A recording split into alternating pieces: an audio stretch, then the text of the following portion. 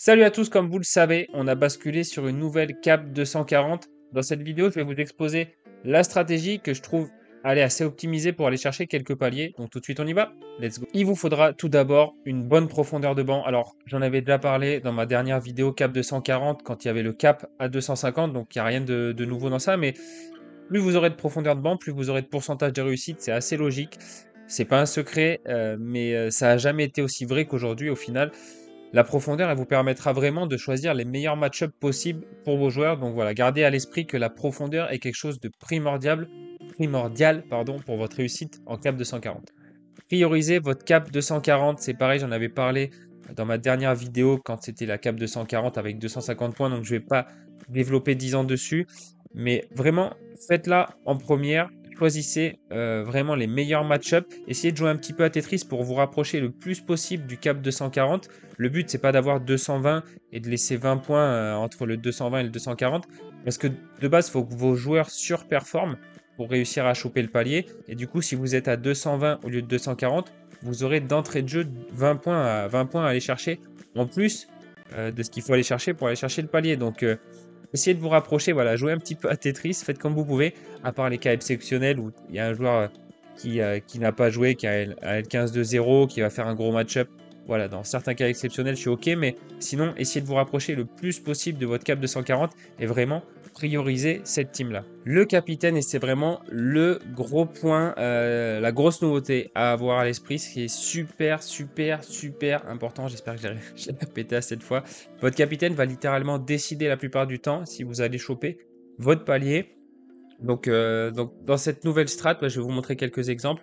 Le capitaine, ça va être un joueur avec un L15 minimum à 55. Et voilà, vous brodez, vous faites comme vous pouvez, mais ce qui veut dire que derrière, vous allez devoir mettre des joueurs avec des L15 vraiment plus faibles. Et je vais vous montrer donc quelques exemples, et d'où l'importance, encore une fois, de la profondeur de galerie, quoi. Plusieurs exemples de teams qui peuvent être optimisés pour aller chercher le palier. Ça reste des exemples, ça reste également que mon avis perso. Donc prenez ça avec des pincettes, faites vos recherches, etc. Mais déjà, gardien avec un L15 très bas, qui fera pas forcément beaucoup de CS. Vous en avez plein en MLS, donc un gardien qui vous fera 35 la plupart du temps. Ça fera déjà 35 points. Il peut faire CS des fois, mais déjà, ça sera voilà, un L15 de 35 calé dans votre cap, ce qui fait que vous aurez 13 points d'avance pour aller mettre des joueurs plus haut. Un remplaçant qui rentre à tous les matchs, qui vous fera minimum son 25. C'est l'exemple vraiment extrême. Je suis pas méga fan moi de cet exemple-là, mais c'est parce que c'est pas sexy. Mais un mec qui a un L15 de 25, derrière, vous allez pouvoir mettre un capitaine qui a peut-être un L15 de 60, plus un autre mec qui a un L15 de plus de 50. Donc, vous les rattraperez ailleurs. En fait, c'est vraiment pour vous montrer l'exemple de dire si vous mettez des mecs avec des faibles L15 à 25, le mec va faire 25, il va pas surperformer forcément sur son L15. Mais derrière, vous allez mettre deux joueurs, pardon, je fais que dire un mec, qui ont des L15, qui ont à 50, 55, qui ont des bons match-up en plus, donc ils vont sûrement bien surperformer. Et dans le tas, vous mettez votre capitaine. Donc voilà, exemple extrême, mais vous avez compris l'idée. Il va falloir jongler un petit peu avec ça, d'où l'importance, encore une fois, de la profondeur.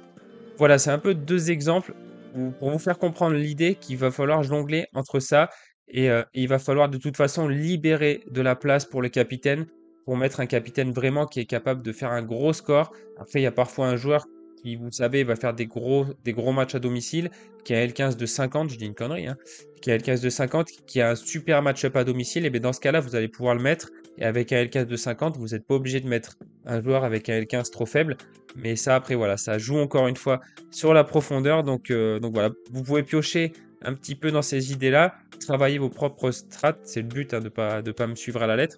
Mais je trouve voilà intéressant cette approche-là pour avoir un capitaine très fort qui fasse un gros score pour aller chercher une bonne partie des points qu'il vous faut pour attraper le palier.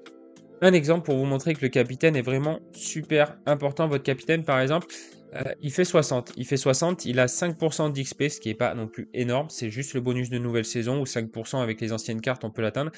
Plus le 20% de capitaine, ça vous fera 75 points au final, ce qui fait que il restera derrière avec vos 4 autres joueurs 51 points, 25 points à attraper avec l'XP, etc. Donc c'est largement faisable. Si jamais vous avez un des joueurs qui fait un DS ou votre gardien qui fait un clean sheet, derrière, s'il n'y a pas de catastrophe, normalement, vous avez le palier. Gardez à l'esprit que vous n'aurez pas à chaque fois les paliers, mais je pense qu'avec cette nouvelle strat, cette nouvelle cap 240, sous réserve que le cap des 280 points ne change pas, je pense que c'est beaucoup plus facile qu'avant.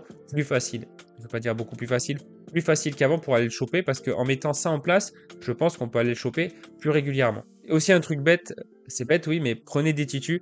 Bien sûr, vous éviterez jamais les 100% de DNP, mais vous vous en rapprocherez, essayez de suivre les coachs, essayez de regarder un petit peu, c'est un petit tip ça que j'ai. Début d'après-midi, en général, il y a les groupes qui sortent, donc la deadline est à 16 h pour avoir un petit avantage, pour voir si dans le groupe, il n'y a pas d'accident, votre joueur est bien là. Ça ne vous empêchera pas des fois qu'il fasse banquette une fois de temps en temps. De toute façon, le pourcentage de paliers que vous aurez, ça ne sera pas du 100%. Si déjà on est vers les 50%, c'est déjà très très bien.